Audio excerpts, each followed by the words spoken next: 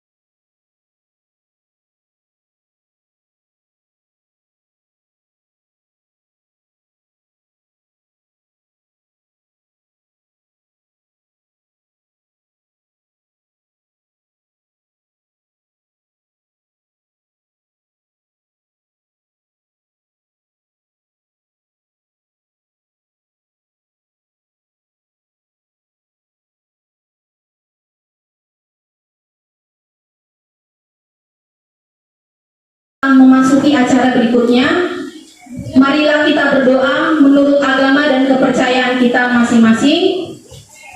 Kita hening sejenak, doa dimulai.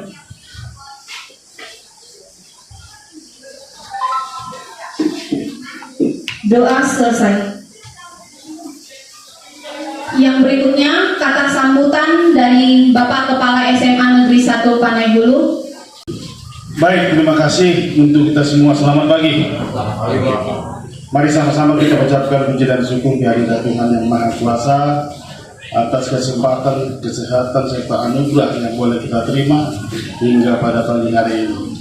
Yang saya hormati seluruh Dewan Guru SMA Negeri 1 Panai Hulu, yang saya hormati terkhusus kepada calon guru penggerak yang hari ini mengadakan publikasi presentasi di sekolah kita ini atau diseminasi kepada guru-guru SMA Negeri 1 Panai Hulu. Jadi Bapak dan Ibu, mari sama-sama kita mengikuti acara diseminasi budaya positif yang akan dibawakan oleh calon guru penggerak kita. Bapak Ibu yang saya hormati, diseminasi itu adalah salah satu proses penyebarluasan. Salah satu proses penyebarluasan oleh calon guru penggerak kita kepada kita semua sesuai dengan hasil penelitian, inovasi atau temuan-temuan mereka selama mengadakan pelatihan calon guru penggerak di komunitas guru penggerak di Kabupaten Labuan Batu. Untuk itu Bapak dan Ibu, mari sama-sama kita ikuti. Sebenarnya diseminasi itu adalah penyampaian informasi.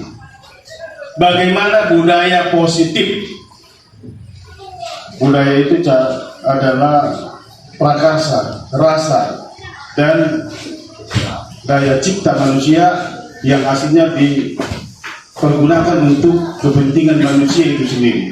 Demikian juga guru penggerak kita pada hari ini, mereka mau menyampaikan, menyebarluaskan kepada komunitas masyarakat SMA Negeri 1 Panegulu bagaimana proses pembelajaran yang baik yang mereka temukan dalam pelatihan selama ini. Itu yang perlu kita dengarkan, kita camkan, dan kita laksanakan. Kalau bisa hari ini kita sharingkan, pertanyakan kepada mereka, supaya apa? Nanti ada hasil yang baik untuk kita lakukan di lapangan. Bapak dan Ibu, saya tidak panjang lebar mengadakan kata sambutan ini, karena ini adalah haknya guru penggerak untuk menyampaikan apa yang mereka mau sampaikan kepada kita semua. Saya rasa demikian yang mau saya sampaikan kepada Ibu semua. Terima kasih atas kehadirannya. Sama-sama kita mendengarkan apa yang mereka mau presentasikan dan kita ambil hikmahnya. Kalau demikian, lebih kurang saya ucapkan terima kasih dan selamat pagi. SMA Negeri 1 Panegulu yang telah memberikan sepatah dua katanya.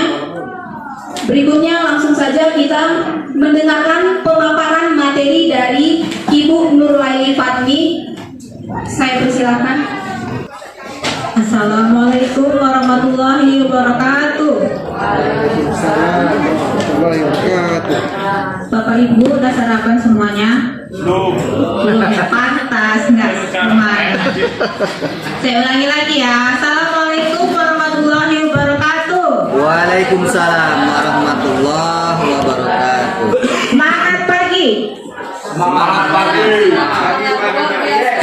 Oh, mantap Bu Erna ya.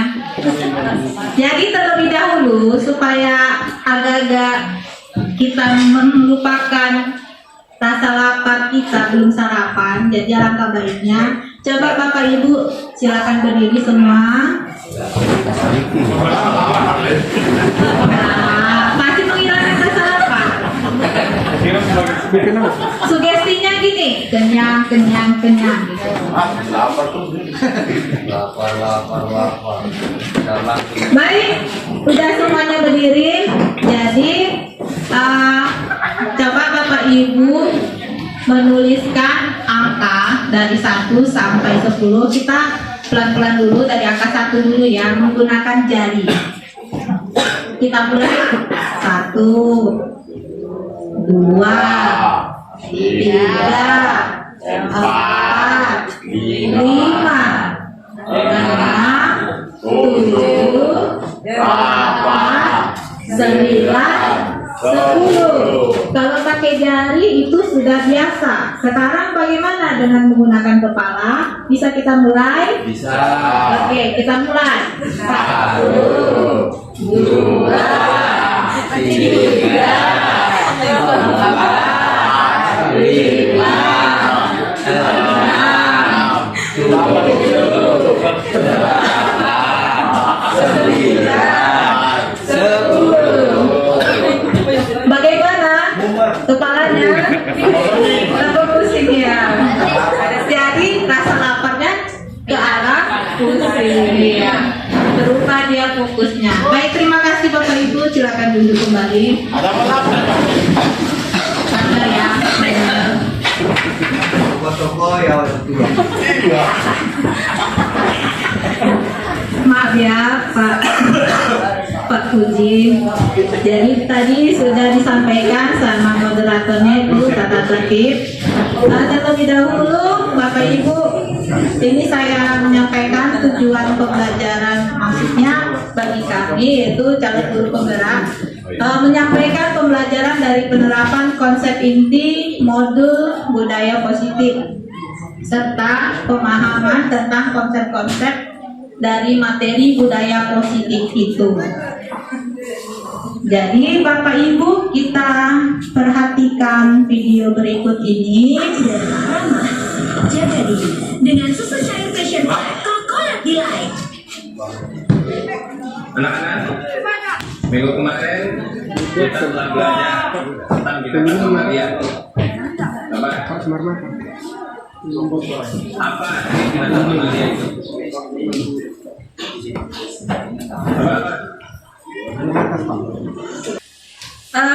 Kira-kira dari Bapak Ibu ada bisa menyampaikan apa isi dari video tersebut? Siapa yang bisa? Pak Frans? Silakan Pak Frans. Tadi Pak Guru apanya mamalia, tapi yang diceritakan tentang makhluk hidup sebelum sampai ke situ mungkin itu aja.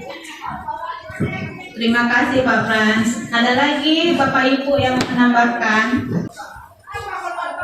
Ini menurut pendapat saya, sang guru sor sendiri ngajar, nggak mau tahu apa yang ada di belakang. Demikian. Terima kasih Pak. Ada lagi Bapak Ibu yang menambahkan? Ya, Pak Puji.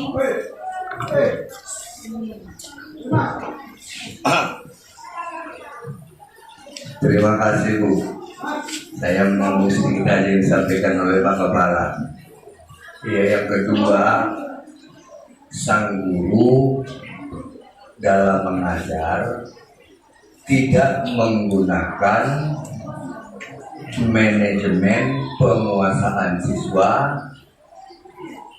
sehingga siswa yang ada di dalam kelas itu tidak menjadi fokus perhatiannya, sementara tujuan pembelajaran yang seharusnya dia sampaikan berfokus kepada siswa, bukan berfokus kepada guru dan papan tulis. Terima kasih Bapak atas pendapatnya. Iya. Kira-kira seperti inilah ada contoh guru. Ya, mudah-mudahan tidak ada di sekolah ini ya Bapak Ibu ya. Ini di sekolah lain ya Bapak Ibu. Di SD ya. Kalau di SMA nggak mungkin ya. Nggak ada Bu, tapi lebih parah ada Bu. Jadi tadi pembelajarannya itu berpusat pada guru, kemudian anak-anak cenderung dibiarkan gurunya sur sendiri menjelaskan di depan. Kita harus ini ya, supaya pembelajaran itu menjadi semangat, menyenangkan di sekolah, di kelas, harus ada ditanamkan budaya positif. Caranya yaitu dengan pembiasaan-pembiasaan hal yang baik, mencakup sikap atau perilaku maupun tutur kata oleh seluruh warga di sekolah. Perubahan paradigma untuk membangun budaya positif diperlukan lingkungan yang positif, aman dan nyaman bagi murid-murid atau peserta didik untuk berpikir, bertindak dan mencipta dengan merdeka. Merdeka di sini artinya sesuai dengan potensi yang ada, potensi yang dimiliki anak dari sejak lahir, dan itu dikondisikan juga dengan geografisnya di mana mereka tinggal, seperti kita lah yang ada di daerah pesisir, kemudian di bagian perkebunan sawit itu juga disesuaikan. Makanya berdasarkan filosofi pemikiran Ki Hajar Dewantara itu kita itu hanya menuntun anak-anak untuk belajar dan memerdekakan supaya mereka itu bisa berkembang sesuai dengan kodrat alam dan kodrat zamannya. Kodrat alam yaitu tadi di mana anak-anak itu tumbuh kembangnya di mana, dan juga berdasarkan kodrat zamannya sesuai dengan zamannya sekarang, perkembangan teknologi. Jadi Bapak Ibu yang belum melek IT wajib belajar dari sekarang supaya bisa mengimbasnya ke anak-anak kita. Saya minta 2 orang, kira-kira siapa yang mau bersedia untuk menjadi model. Modelnya ini loh, menampilkan contoh demonstrasi. ada Bapak Ibu atau saya tunjuk aja ya orangnya ya? Demonstrasi Pak. Oh atau Pak Korban sama Pak Saud. Apa sih itu Pak? Iya. Karena Ya nggak apa-apa, ini digenggam. yang tukang demon itu si Ayolah, Pak Kornel, beri tepuk tangan dulu untuk Bapak Saud.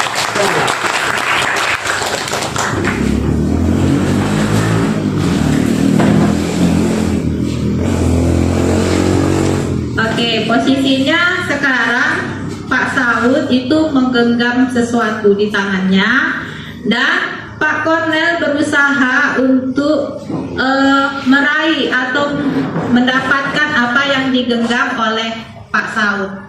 Boleh dengan bujukan, rayuan, atau ancaman, atau bagaimana. Usaha Bapak lah untuk mendapatkannya. Kira-kira bisa atau tidak? Bisa aku bidik aja bukan. Jadi malas ini. Ya inilah, kayak mana caranya supaya dia bisa membuka tangannya. Jadi aku harus memilih yang baikkah dengan cara baikkah atau Terserah mau apa? dengan baik atau dengan itu, dengan ancaman boleh, dua-dua boleh. Pak Saud, dengan ini aku menyatakan kaki tak apa. Pak Saud, kayaknya di dalam genggamanmu ini menarik ku tengok di dalamnya ini, Pak. Bolehkah aku melihatnya? Karena aku pengen kali menengoknya. Penasaran aku melihatnya apa di dalam genggaman tanganmu ini. Bisakah aku melihatnya? Kenapa tidak boleh, Pak Saud? Karena aku penasaran kali loh. Niat baikku hanya ingin mengetahui, tidak memiliki. Jadi lihat saja Pun. Ini mungkin bukan mengintip Pak Saud, tapi melihat. Ya terserah Bapak lah mana. Jadi mohonlah Pak Saud sekali lagi, tolonglah, aku pengen kali melihat apa yang di genggaman Pak Saud ini. Janganlah. Kenapa Pak Saud? Demi kawan udah. Demi diriku Pak Saud ya. Wih, indah kali. Wih. Jadi udah diserahkan ya.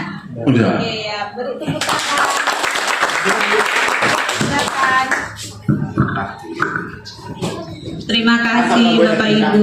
Pertanyaannya, apakah Bapak Saud membuka kepalan tangannya?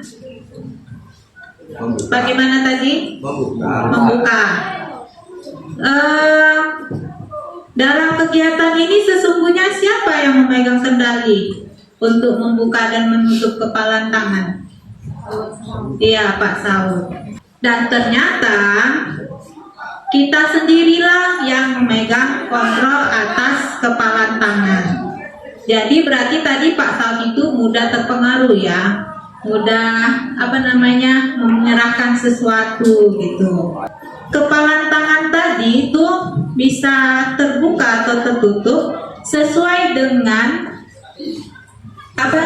kemauan kita masing-masing. Tapi seperti kata Pak Saud tadi, demi kawan, dia menyerahkan yang ada di genggamannya itu untuk kawan. Salut ya untuk Pak Saud. Perubahan paradigmanya, yang pertama itu ilusi guru mengontrol murid. Bagaimana dengan kondisi kita? Apakah kita masih mengontrol murid? Ya. Nomor 2, ilusi bahwa kritik dan saran membuat orang merasa bersalah dapat menguatkan karakter. Ketiga, ilusi bahwa semua penguatan positif, efektif, dan bermanfaat. Seperti, oh ya, bagus. Kemudian, cantik kali kamu hari ini. Yang keempat, ilusi bahwa orang dewasa memiliki hak untuk memaksa. Haknya orang dewasa untuk didengarkan sama anak-anak kita. Apa disiplin itu? Apa itu Pak? Orang dewasa lebih pintar untuk memanipulasi. Oh iya. Sekarang apa pengertian disiplin itu? Ada yang tahu Bapak Ibu? Bu Duma? Oke, menurut saya disiplin itu suatu karakter atau sesuatu yang dilakukan sesuai dengan aturan yang telah ada. Terima kasih Bu Duma. Disiplin itu adalah diartikan sebagai tata tertib dan kepatuhan pada peraturan. Namun disiplin juga dapat dianggap sebagai suatu yang dilakukan pada orang lain untuk memperoleh kepatuhan, sering juga dihubungkan dengan ketidaknyamanan. Disiplin yang dimaksud adalah disiplin diri, membuat seseorang menggali potensinya menuju tujuan mulia, sesuatu yang dihargai dan bermakna. Disiplin diri juga mempelajari cara kita mengontrol diri, menguasai diri, dan bertanggung jawab untuk memilih tindakan yang sesuai dengan kebajikan universal. Bapak Ibu tahu apa itu kebajikan universal? Kenapa Pak SB? Menurut saya kebajikan universal atau universal yang sedang kita sebutkan adalah suatu kebaikan yang meliputi keseluruhan hal-hal yang berhubungan dengan tata krama, kepatuhan, dan sebagainya. Nah, itu kamu saya beri. Terima kasih. Terima kasih Pak Ian. Tata krama, kepatuhan, bertanggung jawab, disiplin itu merupakan contoh dari kebajikan universal. Jadi sebagai pendidik, tugas kita adalah menciptakan anak-anak untuk disiplin diri yang positif sehingga mereka berperilaku dengan mengacu pada nilai-nilai kebajikan universal dan memiliki motivasi intrinsik dan ekstrinsik. Bapak Ibu masih ingat apa perbedaan antara motivasi intrinsik dan ekstrinsik? Ya Pak? Menurut saya motivasi ekstrinsik adalah motivasi yang didapat dari luar, sedangkan Kalau motivasi intrinsik ini adalah motivasi acuan yang berasal dari luar diri, sedangkan yang intrinsik dari diri sendiri. Nah, inilah motivasi setelah menguatkan. Baik Pak, terima kasih ya Pak. Nilai-nilai kebajikan itu nilai yang dihargai, tadi sifatnya positif yang dikenal dengan profil pelajar Pancasila. Sering kita nyanyikan lagu pelajar Pancasila itu ada 6 unsurnya. Yang pertama, beriman dan bertakwa kepada Tuhan Yang Maha Esa, mandiri, bernalar kritis, berkebinekaan global, bergotong royong, dan kreatif. Jadi inilah agar diupayakan anak-anak didik kita itu memiliki profil pelajar Pancasila.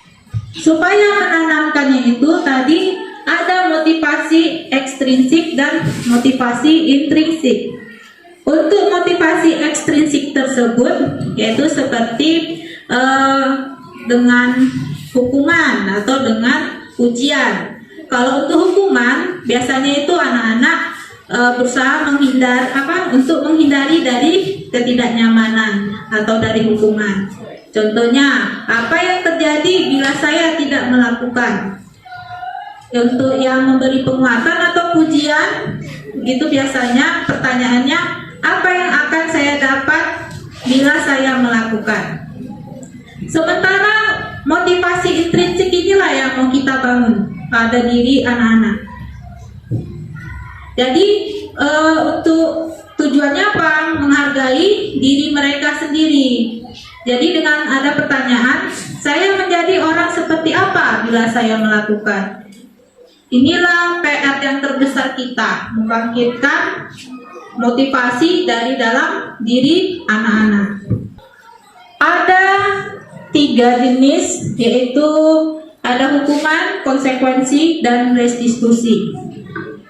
Kalau hukuman, konsekuensi sudah sering kita dengar, yaitu kalau hukuman itu bersifat menyakitkan, biasanya spontan, murid takut, memaksa, dan itu nanti jadi muridnya membenci guru, peraturan murid menjadi rendah diri, dan juga konsep dirinya menjadi buruk. Sementara kalau konsekuensi bersifatnya mengontrol murid dengan penguatan positif, mendorong kepatuhan, murid akan menghormati peraturan, konsep diri baik. Ada lagi yang lebih baiknya, yaitu dengan restitusi. Restitusi ini artinya proses menciptakan kondisi bagi murid untuk memperbaiki dirinya atau kesalahannya sehingga mereka bisa kembali ke kelompoknya. Maksudnya ke kelompoknya itu dari mereka berbuat kesalahan bisa dia berubah menjadi perilaku yang baik. Berdasarkan pendapat Gosen tahun 2004, yaitu di sini tujuan dari restitusi itu adalah membantu murid berpikir seperti apa yang mereka inginkan untuk menjadi apa yang dikerjakan, yang dilakukan itu memiliki tujuan yang mulia. Ada Bu, dua pilihan ya Pak. kalau yang menurut Gosen tadi kan gitu kan Bu ya. Ya Pak. Kan kalau menurut saya terlalu bertili-tili kan gitu Bu. Kalau kita pendekkan saja, membangun kesadaran dan keinsafan bagaimana kira-kira? Bisa juga Pak, ya. Supaya anak-anak ini sadar gitu ya kan Pak. Iya, karena kan disiplin itu kan sikap mental untuk menyadari dan menginsafi bahwa dia tuh harus tanamkan dalam diri untuk mematuhi sebuah peraturan. Peraturan itu harus dipatuhi dengan sebuah keinsafan, seperti di awal tadi disebutkan ada tata tertib, tata ini dan seterusnya kan gitu. Nah, kalau saya kira itu cuma istilah-istilah restitusi dan seterusnya kan. Nah, jadi kalau itulah yang kita ini kan, saya kira kan bisa lebih kita tangkap bersama kan gitu. Terima kasih. Makasih Pak Ujin. Sekarang coba kita klasifikasi ini ya, termasuk hukuman atau konsekuensi. Bapak Ibu nampak? Yang pertama, mencatat 100 kali di dalam buku kalimat. Saya tidak akan terlambat lagi karena terlambat ke sekolah. Termasuk hukuman atau konsekuensi? Iya, hukuman ya. Lari mengelilingi lapangan basket 2 kali karena terlambat hadir di sekolah. Termasuk hukuman atau konsekuensi? Iya, Termasuk hukuman. kornel itu. Kenapa Pak? Termasuk kornel. Oh iya. Membersihkan coretan yang dibuatnya di meja tulis. Konsekuensi. Iya. Murid diminta untuk push up 15 kali karena tidak menggunakan masker di sekolah. Iya. Menggantikan kertas tugas teman yang telah dicoret-coret. Konsekuensi. Berjemur di lapangan basket pukul 12 siang karena mengobrol dengan teman. Hukuman. Murid diminta bertelanjang kaki sepanjang hari karena tidak menggunakan sepatu warna hitam sesuai peraturan sekolah. Konsekuensi Pak? Hukuman. Bentar ya, tadi saya ada dengar konsekuensi. Alasannya apa ya Pak? Biasanya sesuatu yang dilakukan yang di luar tata tertib peraturan itu adalah suatu konsekuensi karena perbuatannya. Makanya tadi yang terakhir menurut saya itu konsekuensi. Nah itulah alasannya Bu. Terima kasih Pak. Tadi kan ciri-ciri hukuman tadi menyakitkan ya kan Pak? Ini menyakitkan ya kan Pak? Berarti termasuk hukuman ya kan Pak? Iya. Tapi kalau dia minggu depan konsekuensinya sepatumu harus ganti, itu konsekuensi, tidak itu lagi. Iya. Gitu ya Pak SB.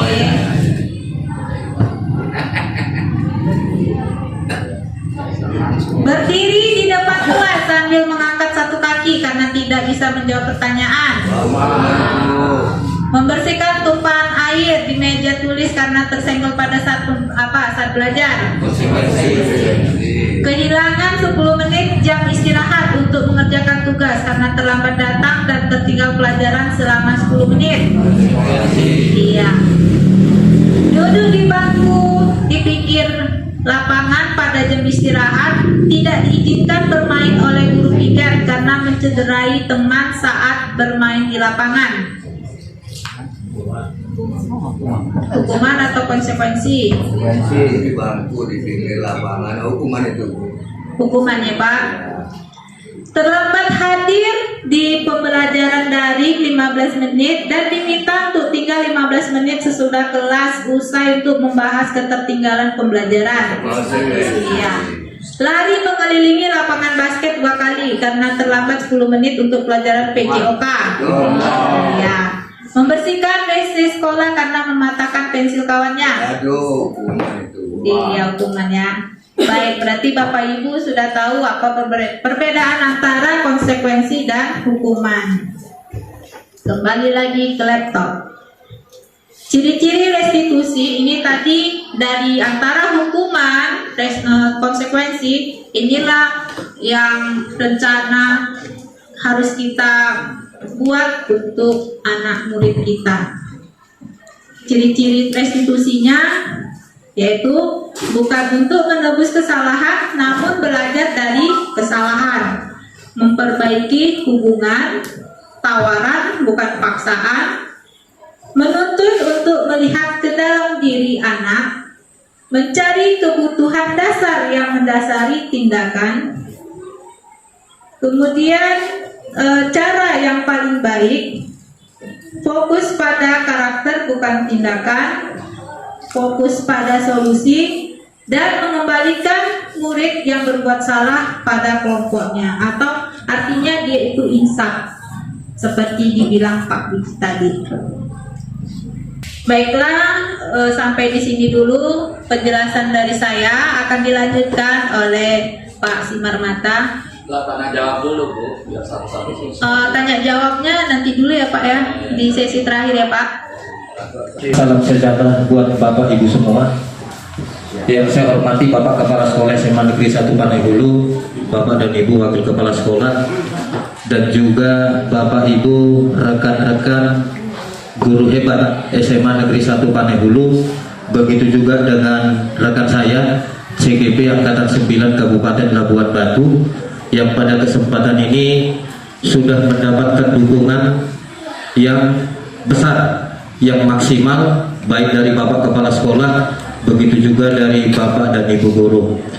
Baiklah Bapak dan Ibu Guru, seperti sebelumnya, saya berdiri di sini bukan untuk mengajari, namun pada prinsipnya kami mau berbagi.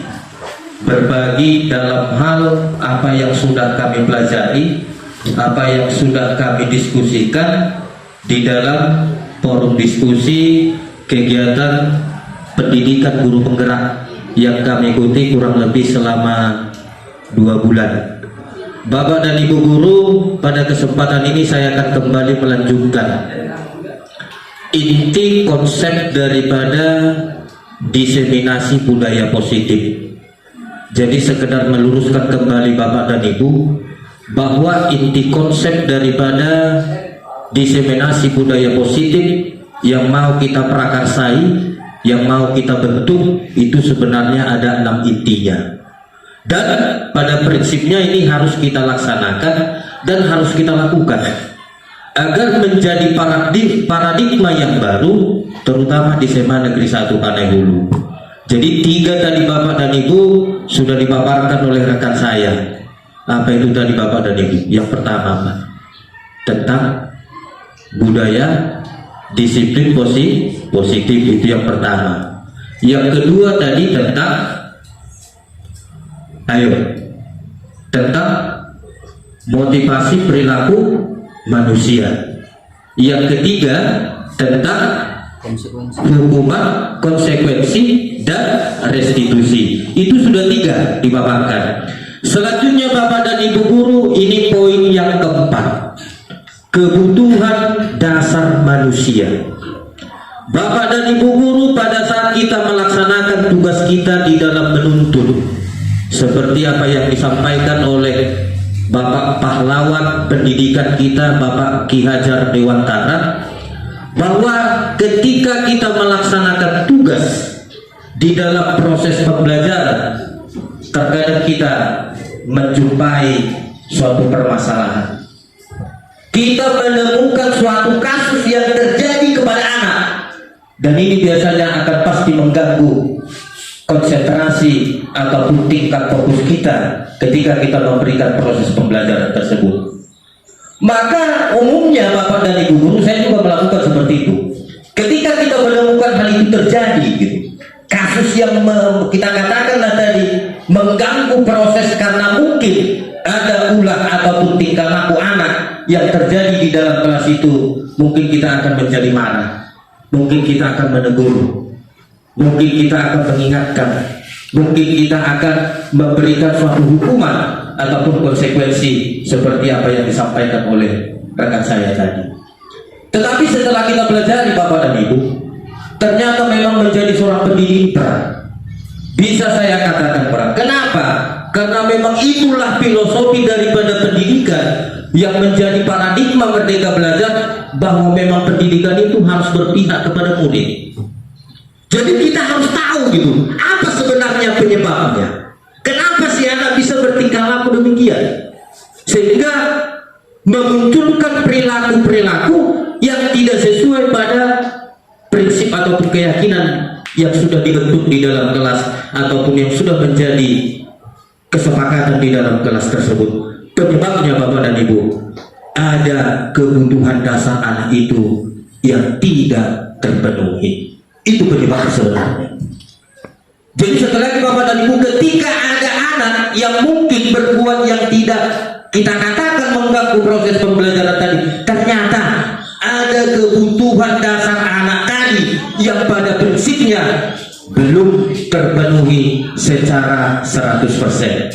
Bapak dan Ibu yang saya hormati, begitu juga dengan Bapak Kepala Sekolah, menurut pendapat Diana Gosa, ya Bapak dan Ibu, ada 5 kebutuhan dasar manusia yang umumnya ini pasti melekat pada diri manusia Bapak dan Ibu.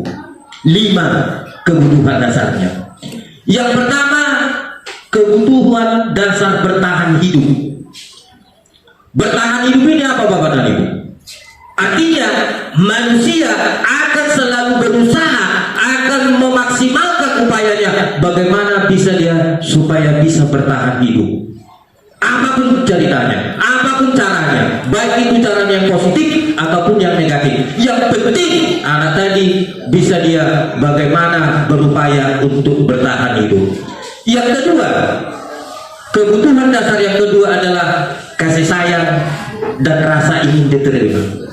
Artinya Bapak dan Ibu, bahwa terkadang manusia ingin membutuhkan kasih sayang, rasa ingin diterima, baik itu di lingkungan keluarga, baik itu di lingkungan masyarakat, baik itu di tempat lingkungannya bermain, baik itu di tempat lingkungan sekolah, itu pasti ada. Yang ketiga, kebebasan, freedom. Artinya apa Bapak dan Ibu? Bahwa seorang anak manusia yang sudah terbentuk pasti ingin terpenuhi yang menjadi kebutuhan, bagaimana supaya dia bisa bebas. Bebas di dalam hal apa? Mungkin bebas di dalam memberikan pendapat, bebas di dalam memberikan opini, bebas di dalam berkreasi, ataupun bebas memberikan pikiran ataupun pendapat. Yang keempat Bapak dan Ibu, kebutuhan akan kesenangan. Ini yang sering kita abaikan Bapak dan Ibu terhadap si anak. Terkadang kita di dalam melaksanakan proses pembelajaran, kita tidak pernah memperhatikan apa sebenarnya yang menjadi daya tarik minat daripada anak supaya mereka itu bisa mendapatkan kesenangan, bisa memperoleh kebahagiaan ketika terjadi proses pembelajaran. Kemudian yang terakhir Bapak dan Ibu adalah penguasaan. Artinya apa di sini Bapak dan Ibu? Terkadang anak itu pun ingin kita mengakui bahwa dia itu punya sesuatu keterampilan, kemampuan yang harus kita akui.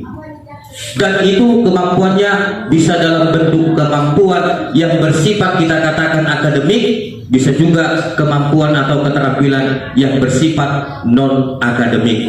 Butuh pengakuan dari pihak lain ataupun manusia yang lain. Kita berikan sebuah kasus Bapak dan Ibu. Ya, ini ada suatu kasus. Kasusnya begini, Bapak dan Ibu. Ya, kita nanti sesuaikan dengan kasus. Ibu Ani guru kelas 5 SD sedang bingung menghadapi ulah salah satu murid di kelasnya. Agus, beberapa anak telah datang dan mengeluhkan Agus. Jadi si Agus ini anaknya yang seringkali meminta bekal makan siang mereka dengan secara paksa. Jika Anda menghadapi situasi seperti Ibu Ani, jadi Ibu Ani ini Bapak dan Ibu guru, seorang guru, apa yang Anda lakukan? Kemudian yang kedua, menurut Anda kira-kira apa alasan si Agus melakukan tindakan tadi? Jadi si Agus ini ketika ada temannya membawa bekal, mungkin dari rumah, dia selalu mengambil gitu. Bahkan kalau tidak diberi, mau dia memaksa. Kenapa Agus melakukan hal itu? Bapak dan Ibu, kalau seperti ini kasusnya, saya mau mendengarkan sedikit pendapat daripada Bapak dan Ibu. Kira-kira dari 5 kebutuhan dasar tadi, bertahan hidup, kemudian kasih sayang dan diterima, kebebasan, kemudian kesenangan, dan penguasaan ataupun kekuasaan. Kira-kira kebutuhan apa sebenarnya yang tidak terpenuhi kepada si Agus ini, sehingga si Agus ini selalu berbuat mengambil bekal makanan temannya? Saya persilakan Bapak dan Ibu untuk memberikan pendapat. Kira-kira kebutuhan mana? Kasih sayang. Coba silakan Bapak dan Ibu untuk aja. Kasih sayang. Pak Budi, silakan Pak. Terima kasih. Berkembangnya pribadi seseorang, anak itu dimulai dari informal dulu. Kalau melihat kasus ini, kayaknya si Agus ini kurang kasih sayang di rumahnya. Kurang kasih sayang. Kebutuhan kasih sayang yang dia peroleh di rumah kurang. Pada akhirnya barangkali juga ada istilahnya kekerasan itu yang dilakukan di rumah. Pada akhirnya untuk memenuhi kebutuhan akan kebebasannya, maka dia melakukan itu. Yang pertama. Cuman dari 4 yang tadi itu baru kebutuhan dasar, Pak. Ya, 4 apa 5 tadi? 5 ya. Ya, ini filosofi tujuan hidup manusia di sini belum ada, saya bilang. Itu baru kebutuhan dasar. Kalau menurut saya ada 3 lagi, ada 1 lagi yang terdiri dari 3 secara filosofi, supaya ini terbangun dengan baik di dalam kelas. Yang pertama, setiap kita harus punya filosofi hidup meminta supaya bisa bertahan hidup. Meminta kepada siapa? Kalau kita kepada Tuhan kan. Kalau siswa meminta supaya dia diberikan pembelajaran yang baik. Kemudian yakin bahwa dia belajar itu bisa. Ini kan keyakinan mereka belajar tak ada. Enggak, kebutuhan itu saya bilang itu kebutuhan tujuan hidup. Kemudian dia menerima. Jadi setelah kebutuhan dasar dia harus ada yang disebut dengan tujuan. Jadi tujuan itu ya meminta, yakin, dan menerima. Apa yang mereka terima sebagai siswa? Keyakinan dari menerima pembelajaran dan yakin dia akan bisa lulus dengan baik. Hasilnya apa yang dia terima? Adalah prestasi, baik sikap maupun kognitifnya, baik yang tertuang secara jujur di dalam rapor. Terima kasih. Baik, terima kasih kepada Pak Puji. Jadi intinya Pak, bertahan hidup tadi Pak ya. Kebutuhan dasar hidup si Agus ini tidak terpenuhi. Kasih sayangnya kurang. Oh, kasih sayang. Berarti 2 Pak ya? Iya, bertahan hidup dan kasih sayang. Kasih sayang dulu, Pak. Oh, kasih sayang dulu. Artinya dia tidak mendapatkan kasih sayang kemudian dia bertahan hidup. Itu motif? Bertahannya tidak sebetulnya, Pak. Itu Tidak. tidak. Berarti kasih sayang aja, Pak. Kasih sayang. Oke. Ya aku serang kaya pula. Iya, terima kasih Pak Puji. Jadi untuk saran Bapak tadi tentang, iya, silakan Pak. Kalau Pak Budi tadi kan kasih sayang. Kalau saya melihat ini si akuisisi manusia, orang tuanya manusia prasejahtera. Yang kedua, apa yang akan dilakukan? Coba didata anak-anak Pak, supaya kita masukkan dia menjadi anggota PIP, penerima KIP. Karena memang manusianya saya lihat dia kurang makan mungkin dari rumah ini, atau tergolong manusia prasejahtera. Jadi kalau ada kartu KIP-nya coba didata Pak. Demikian. Iya, terima kasih kepada Pak Kepala. Jadi masukan bagi kita Bapak dan Ibu, kalau nanti mungkin ada siswa kita yang mungkin seperti ini modelnya, perlu kita identifikasi ini dan kita lihat anak itu memang apakah latar belakang keluarganya yang prasejahtera, maka nanti bisa diupayakan sekolah untuk membantu. Kita lanjut Pak Puji ya. Jadi itu tadi yang jelasnya Bapak mengatakan bahwa kasih sayang tidak terpenuhi kepada si Agus. Baik Bapak dan Ibu, saya mau menyampaikan kepada kita semua di sini, sebenarnya pada prinsipnya bisa kemungkinan 5 kebutuhan ini menjadi bagian daripada si Agus. Kenapa Bapak dan Ibu? Kita lihat, ya, kita lihat Bapak dan Ibu. Yang pertama, bila jawabannya lapar dan orang tuanya tidak memberikan bekal, maka kebutuhannya bertahan hidup. Artinya apa? Kalau memang si Agus ini memang dia melakukan perbuatan tadi karena bawaan lapar, berarti kebutuhan dasar yang dipenuhinya adalah bertahan hidup. Itu Bapak dan Ibu. Jadi dia motifnya karena memang dia nggak bawa bekal gitu. Mungkin uang jajannya tidak ada. Dia lapar gitu. Sehingga karena dia lapar, ketika punya temannya ada, diambilnya, walaupun itu dengan secara paksa. Itu yang saya bilang tadi Bapak dan Ibu. Kalau sudah bertahan hidup ini, ya mohon maaf kalau bahasanya Bapak dan Ibu, kalau sudah berbau usus dalam perut, orang pun gak ada yang ditakuti. Ya begitulah perampok-perampok sekarang, pembunuh sekarang. Apa motivasi mereka? Ya tadi, bertahan hidup tadi. Ya. Kemudian yang kedua, bila jawabannya senang. Jadi ada terkadang memang anak ini memang hobinya seperti itu gitu. Senang dia. Jadi memperhatikannya, maka pada saat itu dia sebenarnya kurang kasih sayang. Artinya apa? Dia membutuhkan kasih sayang sebenarnya. Artinya apa? Kebutuhan untuk diterima. Mungkin dia melakukan itu supaya ada respon gitu. Respon terhadap temannya tadi yang mungkin selama ini mungkin kita katakan nggak antusias. Ketika dia buat sekali nggak ada responnya, diam aja. Diambilnya sekali nggak ada oper. Nah, jadi mungkin dia ingin diterima gitu, ingin dikasih sayang oleh siapa? Bukan oleh keluarganya, tapi mungkin dia ingin dikasih sayang dari teman kelasnya, mungkin juga dari teman-teman satu sekolahnya. Kemudian Bapak dan Ibu, bila jawabannya merasa hebat, terkadang ada anak itu melakukan perbuatan karena dia ingin merasa hebat dan ingin diakui orang. Inilah yang dikatakan namanya dengan kekuasaan tadi.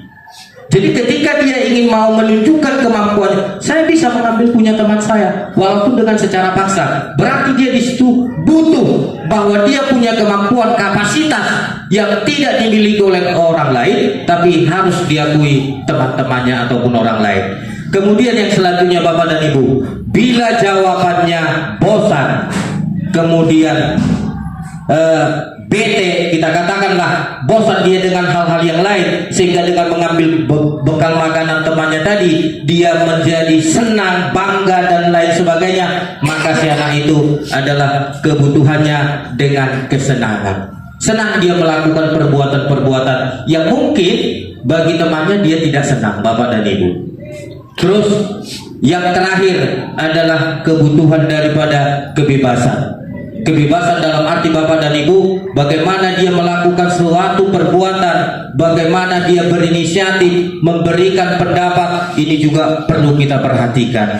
Jadi Bapak dan Ibu, supaya menjadi bahan referensi bagi kita. Inilah yang menjadi tuntutan kita, tugas kita Bapak dan Ibu, supaya lebih memperhatikan anak didik kita. Kenapa sebenarnya anak didik ini seperti ini? Berarti jawabannya ada kebutuhan dasarnya yang belum terpenuhi. Memang ini pekerjaan berat Bapak dan Ibu.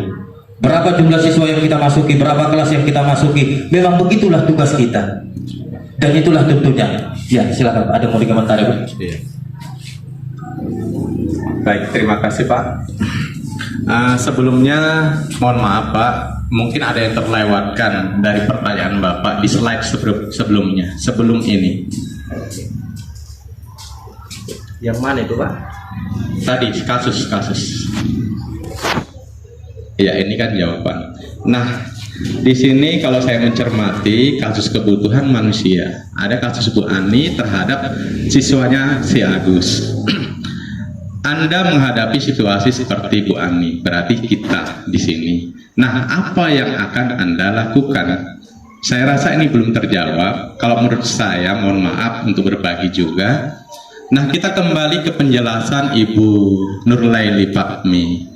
Apa yang harus kita lakukan? Kita sebagai guru yang melakukan restitusi, yaitu mengembalikan karakter siswa menjadi karakter yang lebih kuat. Dengan apa? Dengan cara-cara mungkin nanti akan Bapak jelaskan di slide-slide berikutnya, yaitu segitiga restitusi nanti. Nah, dari pertanyaan restitusi yang membangun karakter siswa tadi, kita akan mendapatkan beberapa jawaban siswa. Nah, jawaban-jawaban siswa kemungkinan tadi yang di slide tadi, jawaban tadi. Seandainya kita melakukan restitusi tanya jawab terhadap siswa, ternyata kita mendapatkan pilihan jawaban dari jawaban-jawaban pilihan yang Bapak paparkan tadi.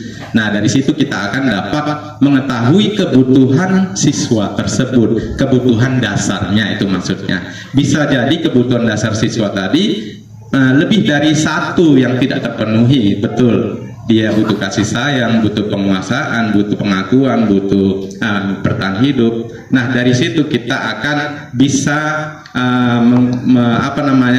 memetakan bahwa anak ini ternyata butuh kebutuhan dasar yang ini yang belum terpenuhi.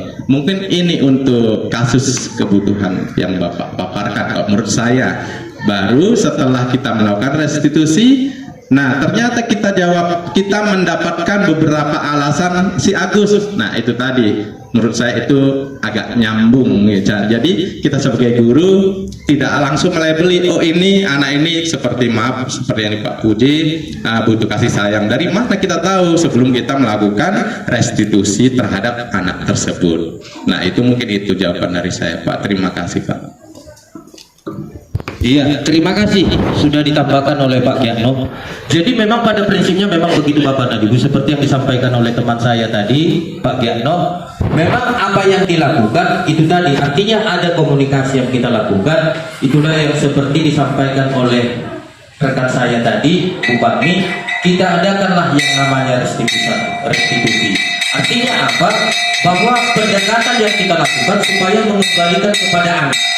Iya, mengembalikan kepada anak supaya dia bertanggung jawab memperbaiki lakunya. Apa sebenarnya dasarnya? Itulah yang tadi Pak ya, yang Bapak sampaikan. Bagaimana alternatif jawaban daripada si anak? Itulah yang menjadi penilaian kita untuk kebutuhan dasar apa sebenarnya yang belum terpenuhi kepada anak. Terima kasih kepada Pak Giano yang sudah membantu saya. Kita lanjutkan Bapak dan Ibu. Sekarang kita masuk kepada 5 posisi kontrol seorang guru, Bapak dan Ibu.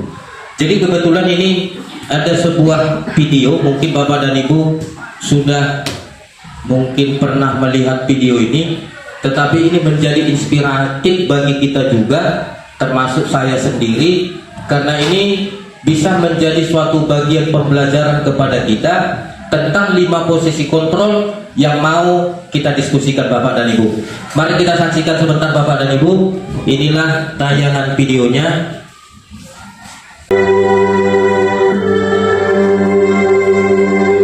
Sebaiknya bersumbulanlah yang baik terlebih dahulu terhadap seseorang. Baik Bapak dan Ibu yang saya hormati, itu adalah sebuah inspiratif bagi kita Bapak dan Ibu. Tetapi yang mau saya sampaikan di sini, kita mau mengaitkan daripada 5 posisi kontrol. Jadi saya bahas dulu apa yang menjadi 5 posisi kontrol yang diungkapkan oleh juga seperti apa yang disampaikan oleh tadi tentang 5 kebutuhan dasar yang disampaikan oleh Diana Gosen. Jadi Bapak dan Ibu, ada 5 posisi kontrol yang sering kita lakukan tanpa kita sadari. Artinya apa? Ketika ada sebuah kasus, ada permasalahan yang terjadi, kita katakan di dalam kelas ataupun di sekolah, sering kita melakukan atau mengambil posisi mungkin salah satu dari yang 5 ini. Apa itu Bapak dan Ibu? Yang pertama, posisi kita sebagai pemberi hukuman. Artinya apa? Ketika kita melihat suatu anak yang kita katakan salah, bertindak tidak sesuai dengan aturan sekolah, sering kita melakukan hukuman, selalu kita berikan hukuman. Itu yang pertama Bapak dan Ibu. Seorang anak Pak, bukan suatu anak. Iya, seorang anak. Maaf, klarifikasi bahasanya Pak. Yang kedua, sering kita juga Bapak dan Ibu sebagai pembuat merasa bersalah. Artinya apa di sini? Ketika kita mengambil posisi pembuat merasa bersalah, kita selalu mengaitkan kepada si anak supaya apa yang dilakukannya itu menjadi suatu penderitaan atau menjadi masalah bagi kita untuk Bapak Ibu gurunya. Yang ketiga adalah sebagai teman. Artinya apa? Ketika kita melihat anak kita yang mungkin bersalah, kita selalu mengambil posisi sebagai teman, di mana kita mengibaratkan anak kita itu sebagai teman yang mampu kita bisa bantu, yang mampu kita berikan suatu sokongan supaya anak itu tidak berbuat lagi demikian. Yang keempat adalah sebagai pemantau. Artinya ini apa Bapak dan Ibu? Kita akan berdiri berpegang teguh kepada peraturan ataupun disiplin sekolah, sehingga ketika anak melakukan tindakan yang salah, kita selalu mengaitkan peraturan ataupun disiplin yang sudah diterapkan oleh sekolah. Yang terakhir Bapak dan Ibu, sebagai manajer. Sebagai manajer ini kita sebagai pemimpin. Artinya apa? Kita mengambil suatu tindakan, suatu langkah, bagaimana kita bisa membalikkan apa yang sudah terjadi, seperti restitusi yang disampaikan oleh teman kita tadi. Bagaimana kita mengembalikan kepada anak untuk bisa mempertanggungjawabkan apa yang sudah dilakukan oleh anak tersebut Bapak dan Ibu guru.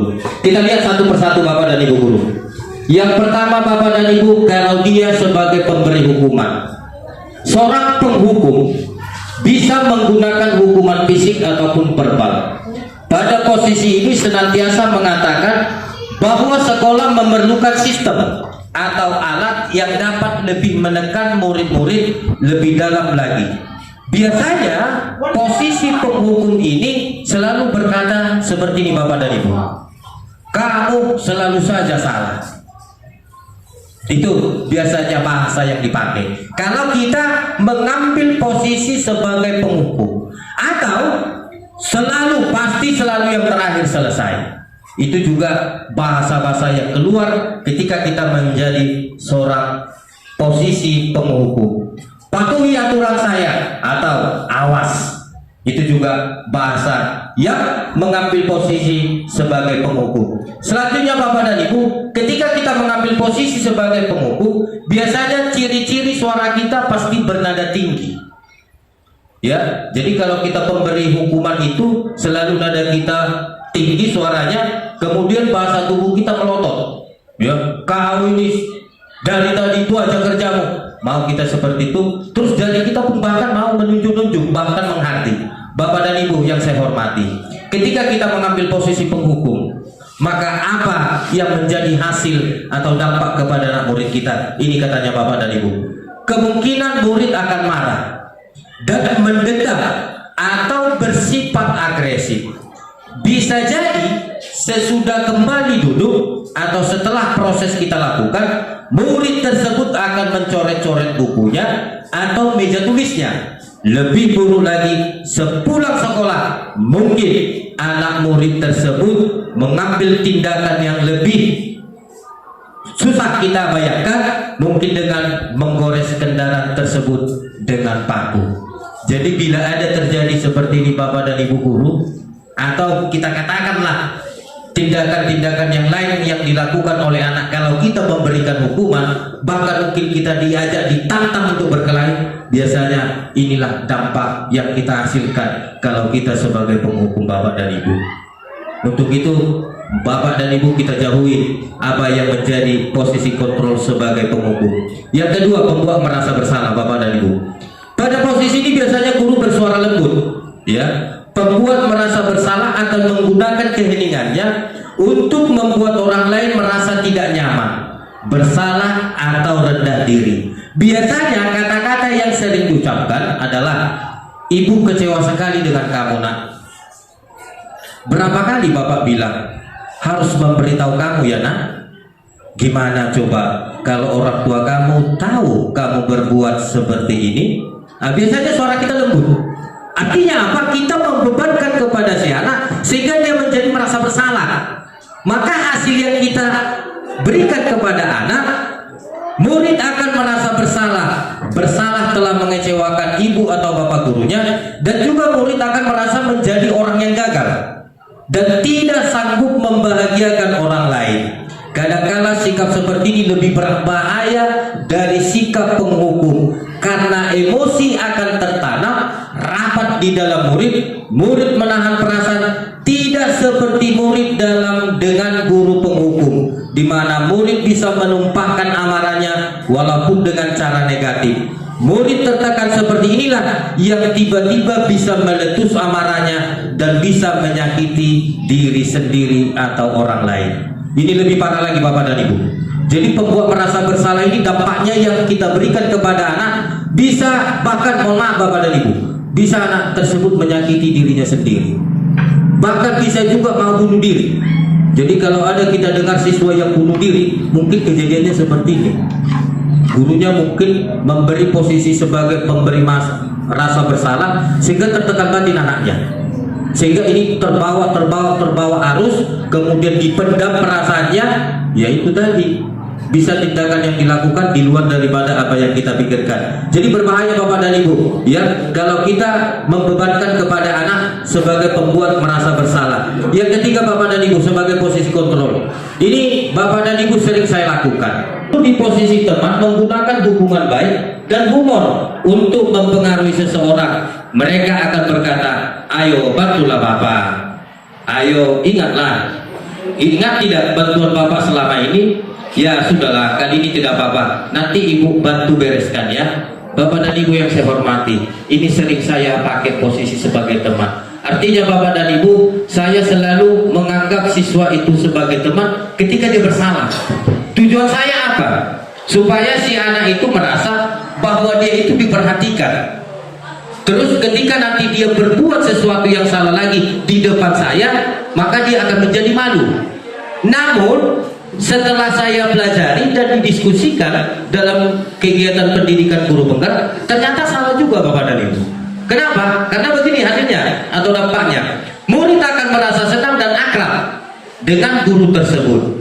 Ini termasuk dampak yang positif. Hanya saja di sisi negatifnya Bapak dan Ibu, murid menjadi tergantung pada guru tersebut.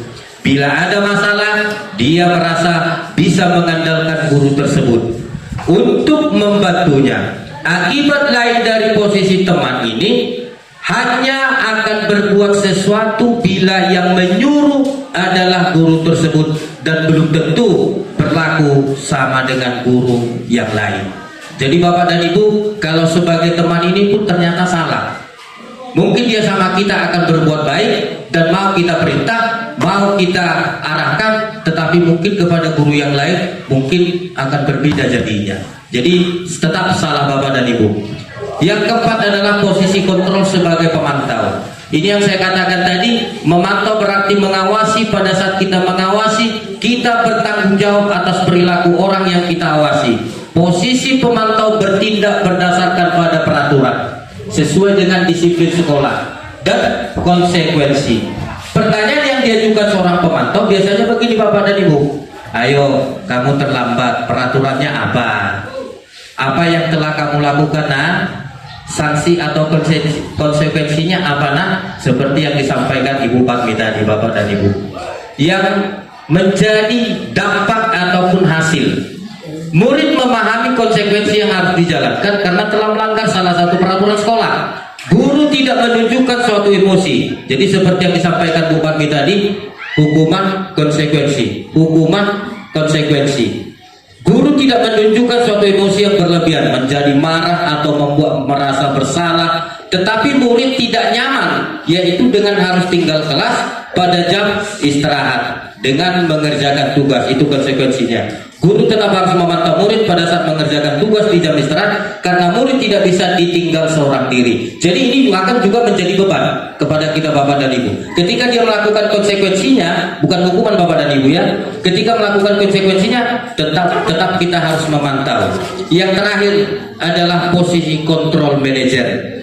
Posisi seorang manajer bagi seorang guru adalah di mana guru berbuat sesuatu bersama dengan murid, mempersilahkan murid mempertanggungjawabkan perilakunya, mendukung murid agar dapat menemukan solusi atas permasalahannya sendiri. Seorang manajer telah memiliki keterampilan di posisi teman dan pemantau, dan dengan demikian bisa jadi sewaktu-waktu tertentu kembali kepada posisi teman dan pemantau.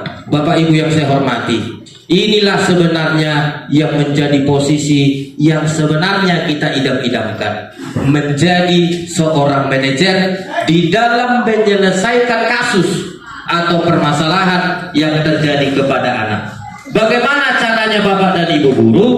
Inilah yang disebut dengan segitiga restitusi Bapak dan Ibu. Jadi ketika kita mengambil posisi seorang manajer, maka langkah yang kita ambil namanya disebut segitiga restitusi. Itu yang disampaikan tadi oleh teman kita, restitusi tadi, mengembalikan kepada anak, pendekatan yang mengembalikan kepada anak bagaimana dia bisa bertanggung jawab, bagaimana dia bisa memperbaiki apa yang sudah dilakukannya. Jadi Bapak dan Ibu, ada 3 tahapan ya, ada 3 tahapan. Yang pertama, menstabilkan identitas. Yang kedua, validasi tindakan yang salah. Yang ketiga, menanyakan keyakinan. Bapak dan Ibu yang saya hormati, kebetulan ini saya praktekkan. Ya Bapak dan Ibu, saya praktekkan. Kebetulan ini tugas juga yang harus kami unggah dan kami terapkan di sekolah atau satuan pendidikan masing-masing. Jadi kira-kira bentuk segitiga restitusinya Bapak dan Ibu, mohon maaf, ini bukan terjadi Bapak dan Ibu ya, kasusnya bukan terjadi, tetapi ini merupakan dialog. Dialog cara posisi seorang guru mengambil posisi manajer dengan menerapkan segitiga restitusi. Yang langkahnya tadi menstabilkan identitas, validitas tindakan yang salah, menanyakan keyakinan. Ini tayangan videonya Bapak dan Ibu. Sebentar.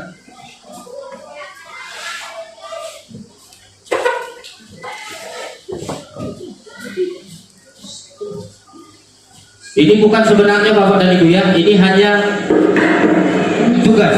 Ya, diskusi untuk mencari solusi.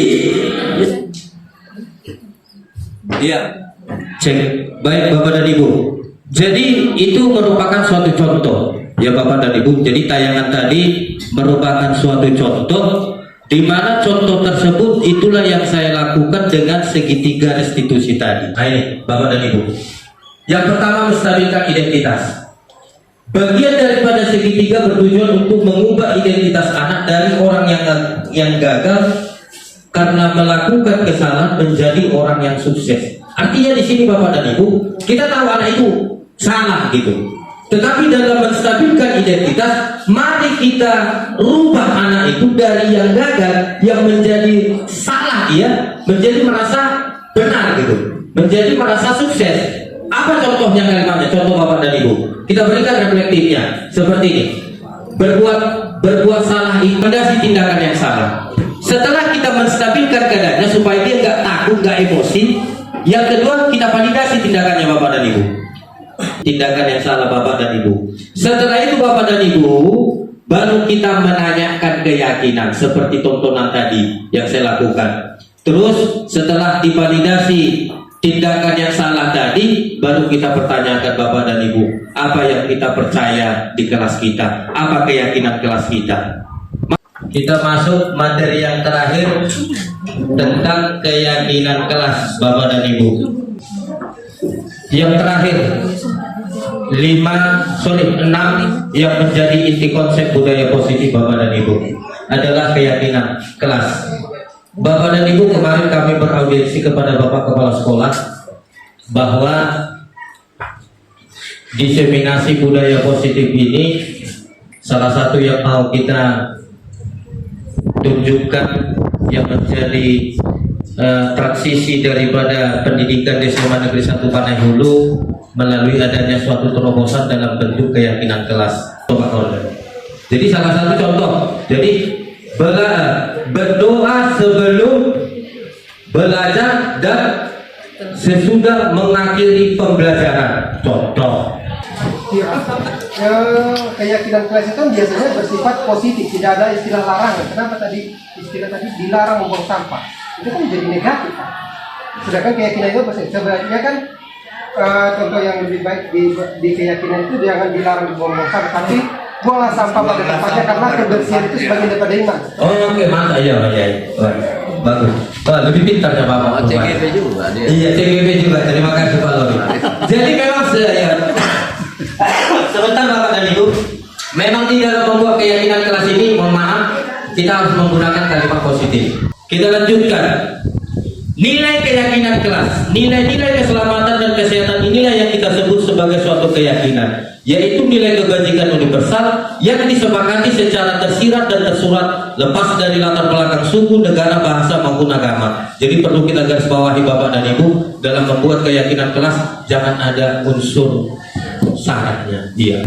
Kira-kira apa yang menjadi keyakinan sekolah kita dan mau kita pampangkan, yang mau kita tunjukkan supaya ini menjadi acuan kita Bapak dan Ibu untuk menjadi paradigma yang baru untuk menuju kurikulum Merdeka Belajar di tahun pelajaran 2024-2025 Pak ya. Apa kira-kira Bapak dan Ibu keyakinan sekolah kita? Kalau masalah terlambat boleh nggak kita buat?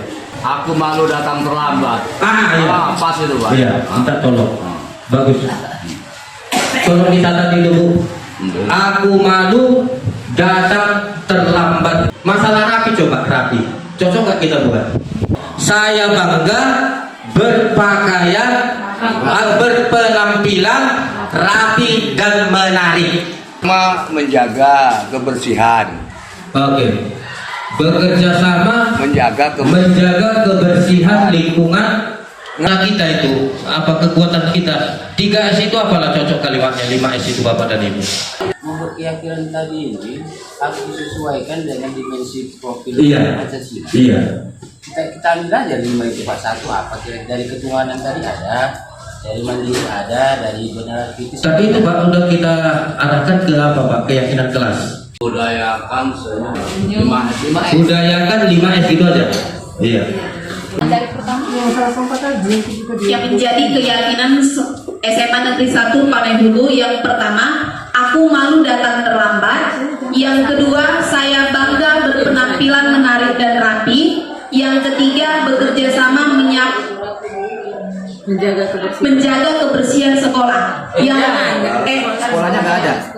Bekerja sama menjaga kebersihan. Yang keempat, saling peduli, menghargai dan membantu sesama. Yang kelima, budayakan 5S, senyum, sapa, salam, sopan, dan santun.